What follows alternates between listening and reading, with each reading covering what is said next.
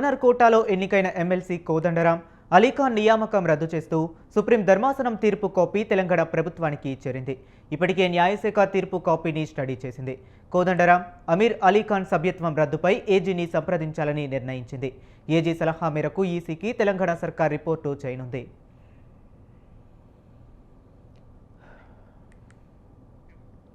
Kodandaram అలీఖాన్లు Telangana governor quota ఎమ్మెల్సీలుగా నియమితులయ్యారు. అయితే వీరి నియామకం అక్రమంగా జరిగిందని దాసోజు శ్రవణ్, సత్యనారాయణలు గవర్నర్కు తెలిపారు.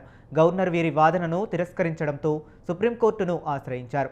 వారి నియామకాలపై విచారణ జరిపి నియామకాన్ని రద్దు చేయాలని బీఆర్ఎస్ నేతలు సుప్రీంను కోరారు.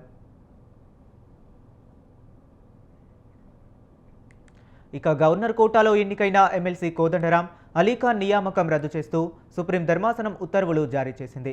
బీఆర్ఎస్ నేతలు దాసోజు శ్రవణ్, సత్యనారాయణ పిటిషన్లపై విచారణ చేపట్టిన న్యాయస్థానం కోదండరాం అలీఖాన్ నియామకం రద్దు చేస్తూ ఆదేశాలు జారీ చేసింది.